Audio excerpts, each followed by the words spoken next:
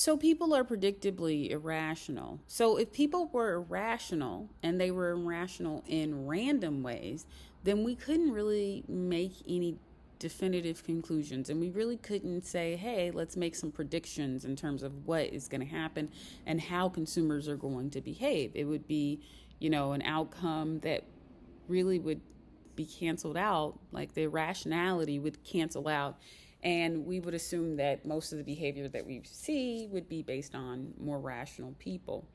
Um, in that case, economic theories that ignored irrational behavior should work out just fine, right? But psychology has shown us that we are irrational in similar and predictable ways. Therefore, irrationality does not cancel out, and therefore it really can't be ignored. And I'll give you some examples of what this means and what this looks like in the coming slides. But just know that we are predictably irrational. And if we are predictably irrational, that means that we should be able to say, hey, if people are predictably going to do X and it's irrational, what could we do to prevent them from doing X, right? Think about it. How many of us have prescriptions that we get on a regular basis? We know that people will not pick up their prescription on time. We know that people will not order their prescription on time. We know that it happens very frequently, right? That's predictably irrational behavior. There's a reason you have a prescription. You need the prescription. What can we do then if we know that people are not picking up their prescriptions on time, or we know that people are not ordering their prescriptions on time? Well, one of the things we can do is create an automatic ordering system, right? Or make the prescriptions easier to order. I know that I go through CVS for a prescription that I have for my skin. And one thing that CVS does is that it makes it super easy for me to reorder the product, because what they do is they just send me a text message and they're like, press 1 if you want to reorder the product. You mean I don't have to log into your system? You mean I don't have to call the pharmacy? You mean I don't have to blah, blah, blah? Oh, sure. Let me do that. Or they will also mail the prescription to me, so I don't have to go and pick it up. Oh, so you mean I don't have to drive or walk to CVS, or I don't have to stand in line when they're seeing a ton of people ahead of me and yada, yada, yada? Oh, I do these things. I click the number 1. I have the prescription sent to me. And you know what? I just have this seamless experience where I don't run out of my prescription. However, if CVS just left it up to me to do the things that, you had to do 20 years ago, chances are very good that I would have days where I've skipped medication, where I haven't taken my medication, so on and so forth. Again, the idea is figuring out ways that we know people will be predictably irrational, and then figuring out ways that we can stave off the outcomes and the issues associated with that behavior. The fact that we are predictably irrational means that our behavior, our predictably irrational behavior, can be viewed in the context of theories that we already have, right? Whether they be psychological theories, maybe they're marketing theories, maybe they're consumer behavior theories, maybe they're economic theories, maybe they're sociological theories, anthropological theories, so on and so forth, to make our predictions more accurate. So a great example of this is smoking. We know that smoking is not great for consumers. It doesn't kill every person who smokes, so I won't kind of go there. But we know that there can be some health consequences. It can kill you. It can it can cause neck cancer. It can cause lung cancer. And we know that, and smokers know, right? So smokers know the Surgeon General's warning. It's on the pack, on the side of every pack of cigarettes. And research has shown that if you ask smokers what the Surgeon General's warning says, they are able to repeat it very accurately. They know what it says, right? You see it every time that you get cigarettes, right? And they know that there's not just one Surgeon General's warning, there are several.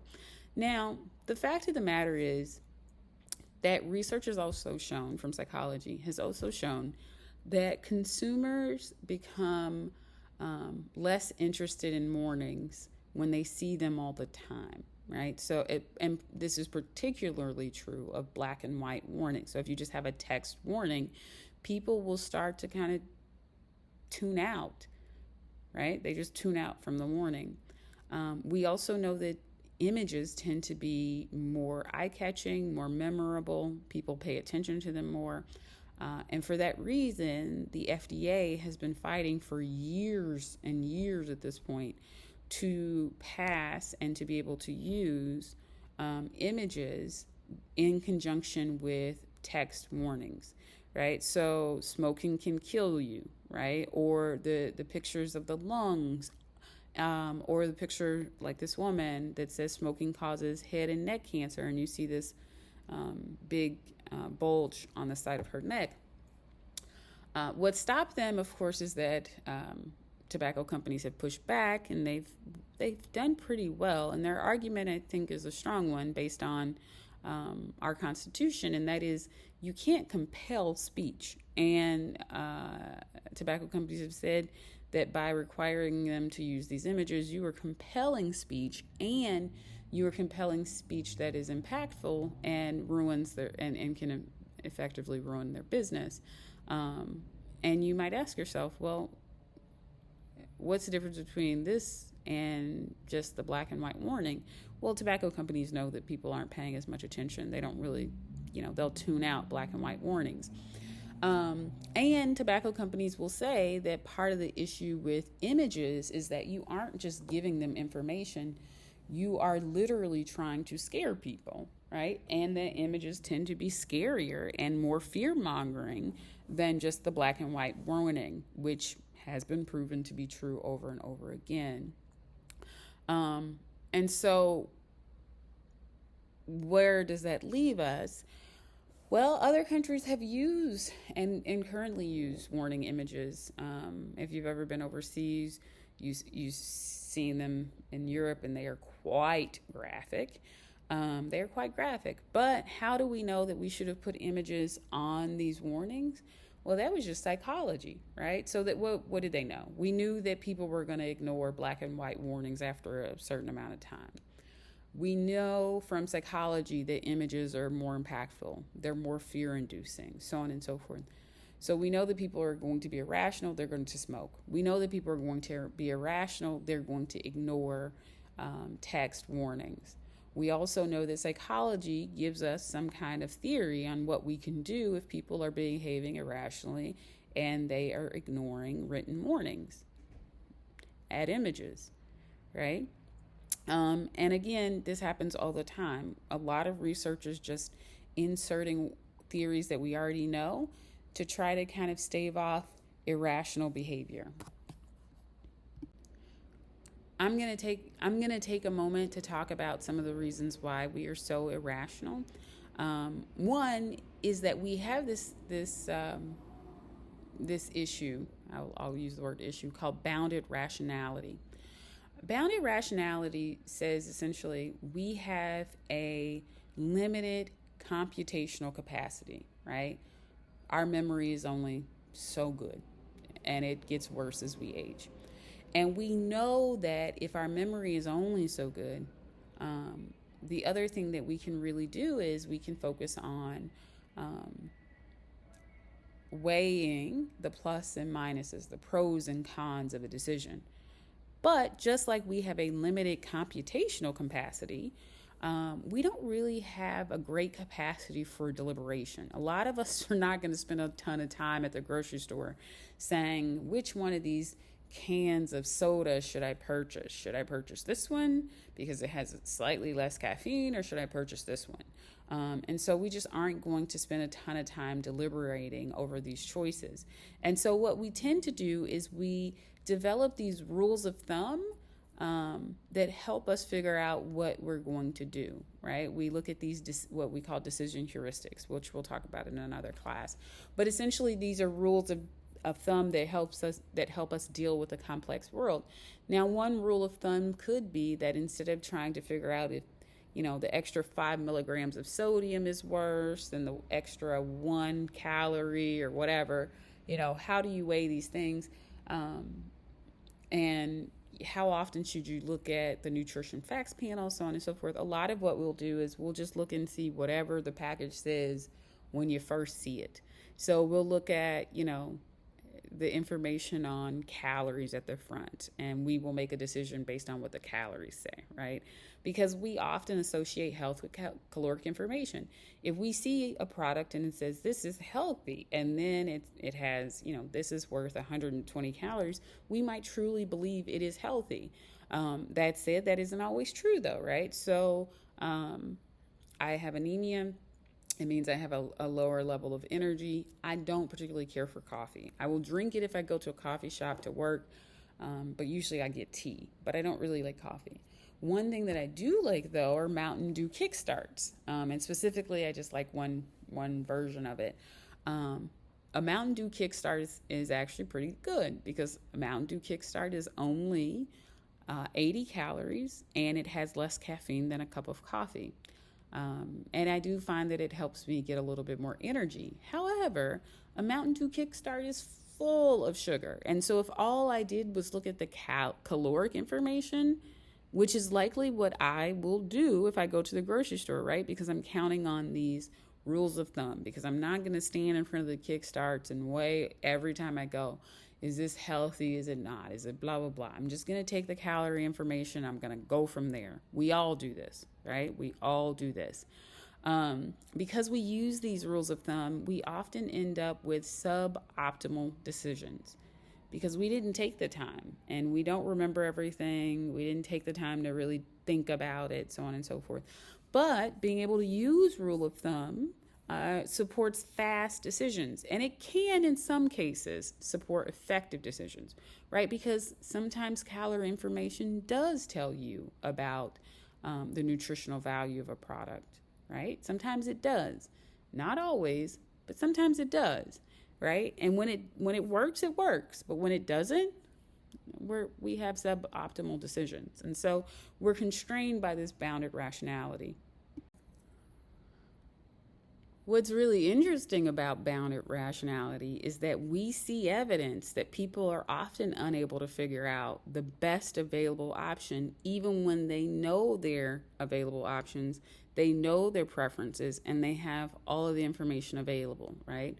So you can look at the Cheesecake Factory's menu, which I think is a great example of this. If you've ever been to the Cheesecake Factory, you know the menu is massive. You know what you like. You could be a person who believes that your favorite dish in the world is pasta. Well, unfortunately for the Cheesecake Factory, or unfortunately for you, the Cheesecake Factory might have 12 pasta options, right?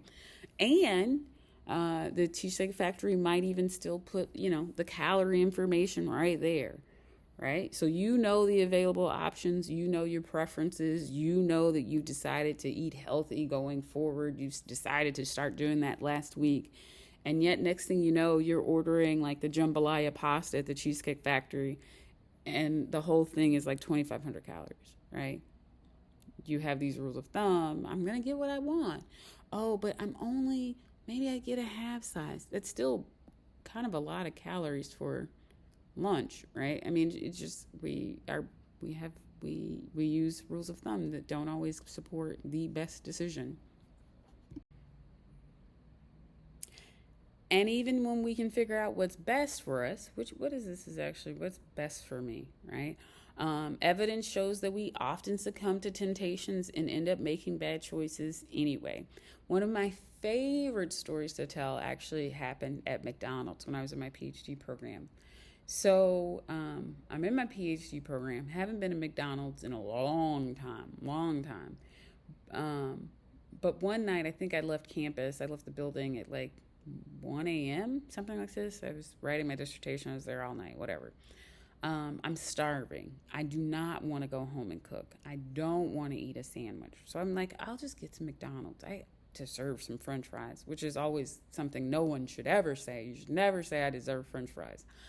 But I've said it many a times. Anyway, Anyway, I go to McDonald's and I'm confronted by the calories on the menu, right? So I'm ordering from my car, and on the backlit menu or whatever, I see the calories and I am outraged. I'm like, how many calories is this?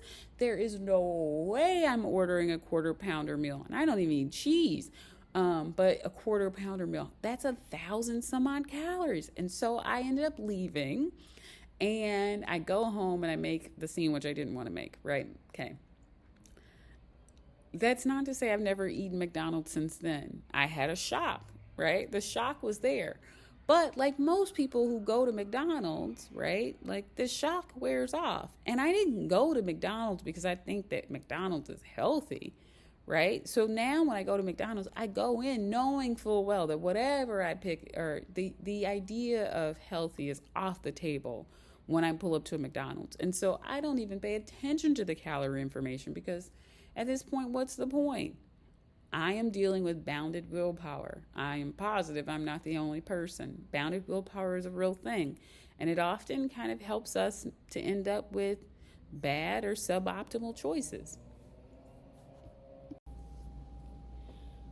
Okay, so I mentioned this before, but it bears repeating. Another thing that we're bounded by, is this bounded self-interest, right? The fact of the matter is that we don't always behave in a way that promotes our own self-interest exclusively, right? And economic models that assume that we do are just very incorrect, right? There is actually plenty of reliable evidence of predictably unselfish behavior.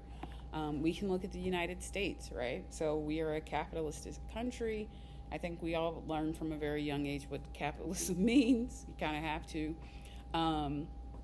And yet, capitalism would tell us that in a large portion, you're responsible for yourself. You should be looking out for yourself, and primarily looking out for yourself. And yet the U.S. is reliably one of the most giving countries in the world. When there is a worldwide catastrophe, so on and so forth, the U.S. is always willing to open their hearts and also open their wallets for that. I think it was like between 2009 and 2018, the U.S. was the number one country when it came to charitable giving. I think we're now number 3, which is still amazing, or in the top 5 or something like this. We are givers, right? And in a country where the light bill is X and it continues to go up and yada yada, I think there could be some strong arguments for not doing that, but that's just not who we are. And we can look at predictably unselfish behavior, and we can even look at people with a lot more money than me and I assume you.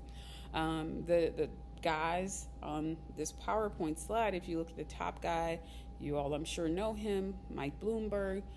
Mike Bloomberg has a distinction of owning quite a bit of stuff, being a very famous billionaire.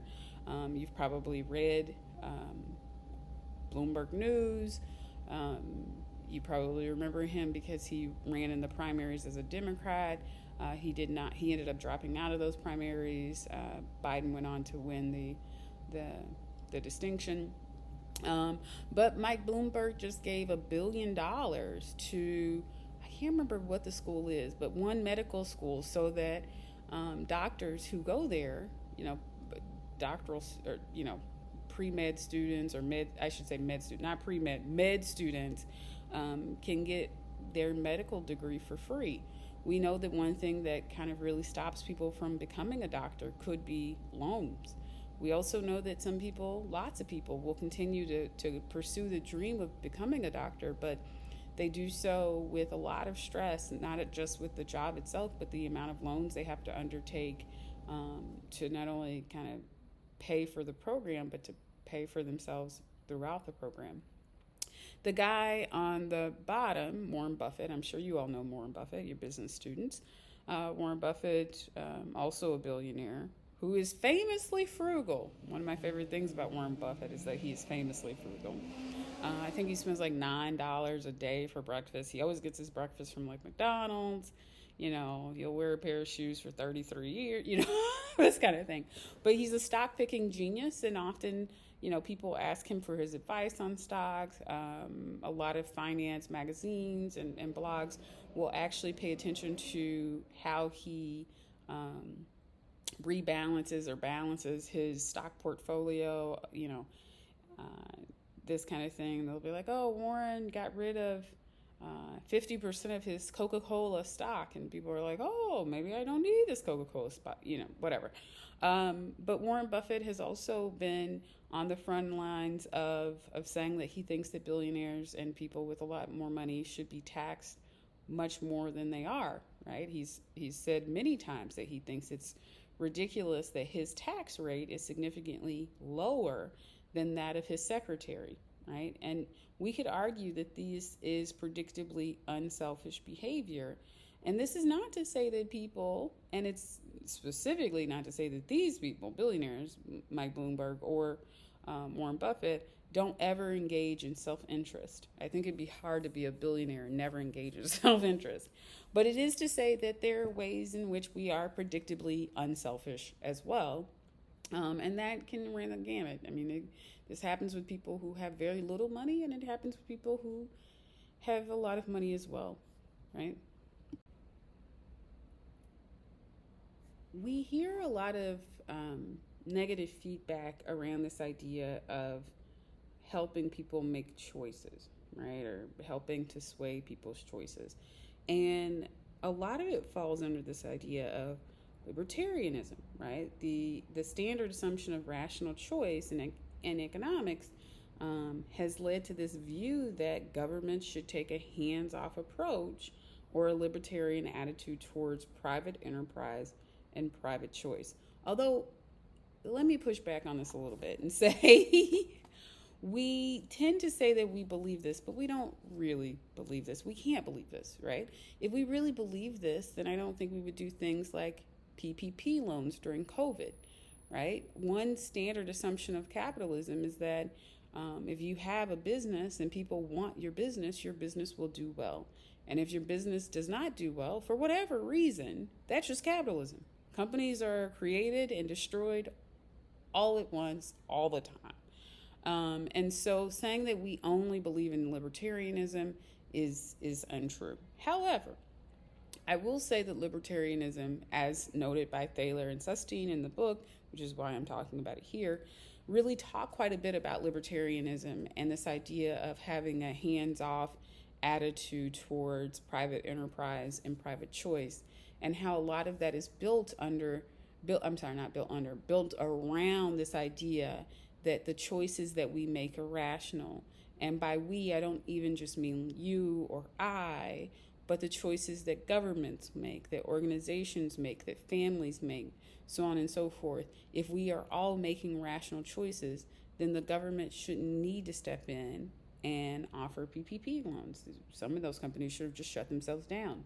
The government doesn't need to step in and say, hey, you know, at this school or in our public schools, kids have to have these shots. The government shouldn't need to step in and say, you know, we are going to offer Medicare and Medicaid. These things shouldn't happen because we should all be super rational. We're not, and so these things do happen, right? So as we lean more on this idea of predictably irrational, and as we lean more into behavioral economics and marketing and psychology and using these theories to understand why people are irrational and ways to help their irrationality, over the years we've seen that government intervention or paternalism seems less unreasonable. I'm going to stop right there because I'm going to talk about this a little bit more on the next slide. Okay, so it's not that paternalism should be the end all be all and we should constantly be paternalistic, as much as what you've seen more acknowledgement of is this idea of libertarian paternalism, i.e., a middle ground, right? So you're not libertarian, and you're not paternalistic. And when I say you, I'm talking about the government in this instance. You're some middle ground in between those that um, Richard Thaler and Susteen, what's his first name? I think I'm not even going to pretend to know. They call libertarian paternalism. And that is this idea that the government can nudge private citizens towards rational choices without restricting their freedom to do as they wish. And that is the key of libertarian paternalism. You do not restrict someone's freedom to choose, right? You let them make their own decisions. However, you can nudge them to make the decision that you'd like them to make, right? And you can do that in a number of ways. We can look at something like organ donation, right? Organ donation, we'd like people to donate their organs. It helps other people in the long term. If something happens to you, you pass away in a car accident, or you pass away peacefully in your sleep, if your organs can be used to help save someone else's life, I think many of us would be okay with that and would prefer it. What the government does to nudge you to do this is that they ask you when you go to get your license, do you want to be an organ donor? That's a nudge. You don't have to be an organ donor. You can look the person dead in the face and say, no, right? But just asking you is enough to get you to think about it. And it's enough to get some people to say, yeah, I'll be an organ donor, right? And that's exactly what libertarian paternalism is. It's offering people a nudge, right, to help make what we would consider a rational choice without restricting their freedom to do as they wish. Okay, so under libertarian paternalism, the decision maker or choice architect tries to influence choices, consumer choices, by changing the context in which choices are made, but not actually changing the menu of available options, right? So, what the choice architect is really trying to do is nudge people towards rational choices, and in a lot of cases, choices that the government or policymakers or even most individuals would consider good choices without necessarily making it harder for you to make a different decision. And as an example, I'm going to go right back to um, the checkout stand with fruit, right? How many times have you gone to a checkout stand at Target or the grocery store, Meijer, wherever, and you see nothing but candy and gum, right? Like pretty unhealthy snacks. Let's not even talk about the gum, but the candy or the potato chips, bags of chips, candy, so on and so forth. You walk up and you just finished shopping, so of course you want a snack. Um, Putting fruit at the checkout will really influence you to get an apple as a snack or a banana as a snack, which I think the government, policymakers, most consumers themselves would say is a healthier option and the more rational option. However, if you do put fruit at the checkout, right? Um, you don't restrict people from going further in the store, maybe going to aisle 2 or 3 and getting a Snickers if that's what they want. It's just not right in front of them, right? So you're nudging people towards choices that are rational and, again, better, but you're not making it harder or significantly harder for the consumer to make a different choice if they really want to do so, right? So if you decide impulsively that you're going to get a Snicker after going to the grocery store, Meyer doesn't have to make it so that you have to, walk through fire and beat 8 people up to get a Snicker, but making you walk an extra 15 steps in each direction to aisle 2, back from aisle 2, is enough for a lot of people to make them say, you know what, maybe I will just eat a banana. I think a lot of people, myself included, would call that a win-win strategy. So, yeah. One reason why paternalism is just not popular is that the standard tools of paternalistic control uh, have been taxes and subsidies, right? Which are economic punishments, taxes, or rewards, um, or incentives, or the other standard tool of paternalistic control has been simple legal prohibitions, i.e., regulation. And we can think of tons of ways that the government puts down regulations. We can argue about whether or not all of them are necessary. We can argue about whether or not the government needs more regulation or less. But we know that these are the standard tools of control that the government has utilized, and I think that these are the reasons that people don't like paternalism as a whole. People don't like taxes, right? Everybody loves subsidies, but they don't like it when they have to pay taxes to pay for those subsidies. And some people really don't like regulations. Not assuming that everyone hates them, but some people really don't like them. So what Thaler and Sustain basically argue is that those are tools that you should use if the real goal is to influence the choices of rational people, right? But Thaler and Sustain argue that there are other ways that you can influence people's decision.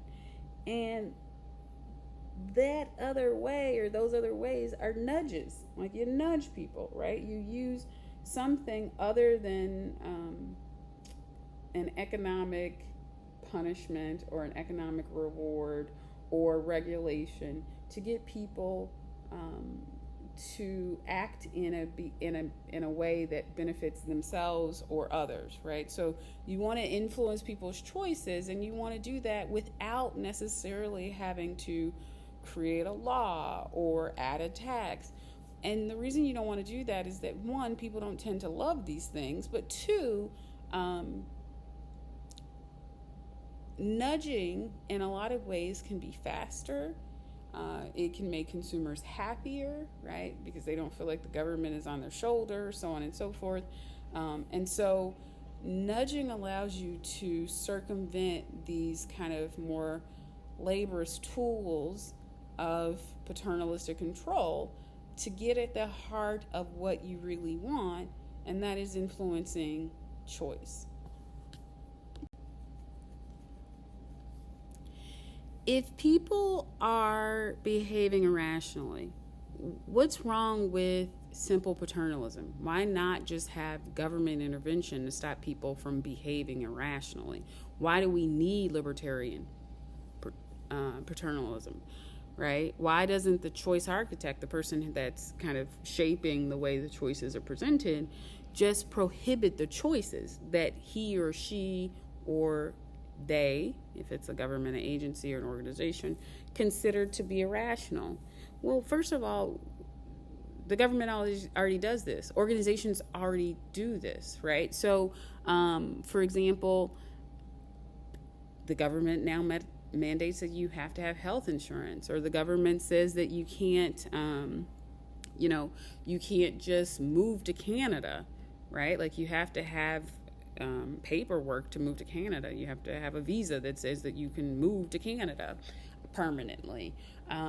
We do it in other ways, right? We limit the type of food that you can buy. We have the FDA. We have, we have organizations or departments within the government that make tons of regulations already. But we also know that regulations in and of themselves don't always work, right? I can absolutely regulate gambling. I can say, hey, you can't gamble. Does that stop people from gambling necessarily? No. People will find a way, right?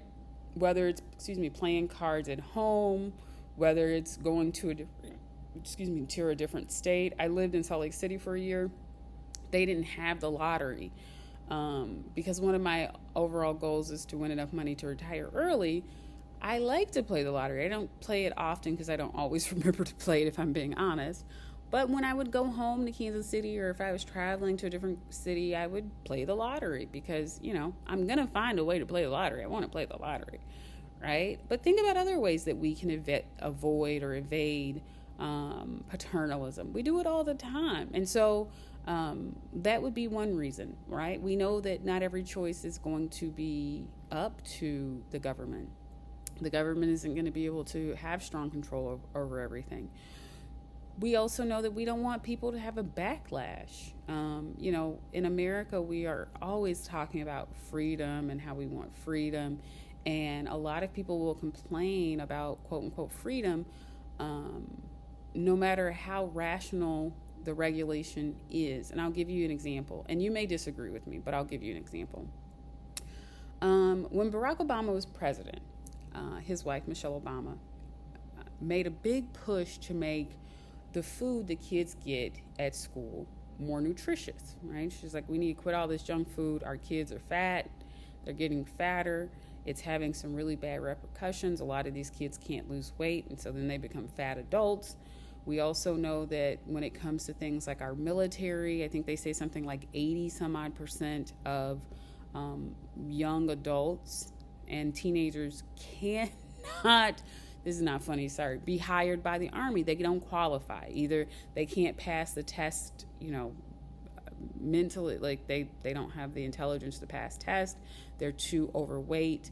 They're using drugs too much, or yada, yada. But weight tends to be a big deal when it comes to kind of passing the physical for the military. And a lot of kids can't do it anymore, right? It used to be that if you wanted to join the Army, you could, and now it's, for a lot of people, they just can't. They just don't qualify, and that's frightening.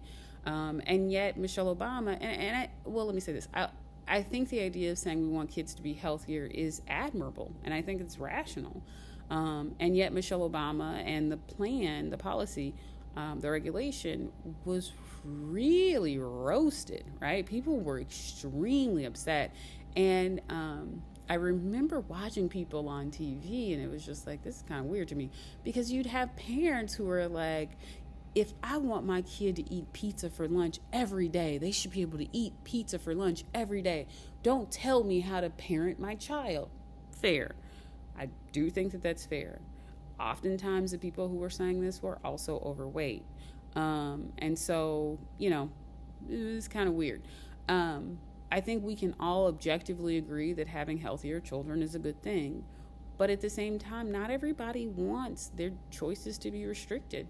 And we are not really in the business of telling people how they have to parent their kid, as long as they aren't putting their kid in what we would call imminent danger, right? Is it fair for me to tell you that your kid can't have pizza on Wednesdays? I would say it's probably not fair. On the other hand, the problem is that your kid wasn't eating pizza on Wednesdays. It's that your kid was eating pizza Monday through Friday. But people still didn't like it, right? And at the end of the day, what we don't want to do is we don't want to have a bunch of pissed off consumers. And we don't want to have people who are deliberately making bad decisions for their kids, right? So, this kid has to go to school and they have to have a salad and salmon as opposed to the pizza that they were going to have. And so now when they get home and they complain, I'm going to buy them a whole Little Caesars pizza because it's $5, right? At the exact same time, I think that also brings up a good point. It might be very easy to say, hey, a low-income kid, they're getting their lunch for free. But a middle-class kid, maybe their parents don't qualify for free lunch, and maybe they need fairly cheap options. Maybe the school cafeteria, now that they have salad and salmon, maybe it's $3. And the parent is like, I got $5 for the whole week. And so what I do is I give my kid, a Little Caesars hot and ready, and I give them a slice of that every day, and that's their lunch. Which sounds not great, but who are we, right? If that's what they can afford and we don't really have any help for them in any other way, I could see why they would be upset. And so, again, we're always doing this dance. We don't want to restrict people's freedom. We don't want to restrict people's choices. But we do want people to make good decisions. And how do we because ultimately we think that's better for the health of our nation and each other. And so how do we get people to do that without necessarily, again, pissing them off or forcing things on them all the time and in all ways? Well, you do that with liberal paternalism. So Why liberal paternalism? Policymakers, marketers, economists, psychologists, all the ist, I guess, are hyper aware that the free market can be surprisingly creative and self correcting. And that's true. We're also very aware that policymakers aren't perfect. They screw up. There are policies that get created and destroyed and bastardized and, roasted all the time. And so it makes sense to have some level of freedom, particularly in a country where you've talked quite a bit about the free market and free market freedom quite a bit. And then last but not least, and this is kind of where I was kind of going with the Michelle Obama example, is that we do want people to have freedom.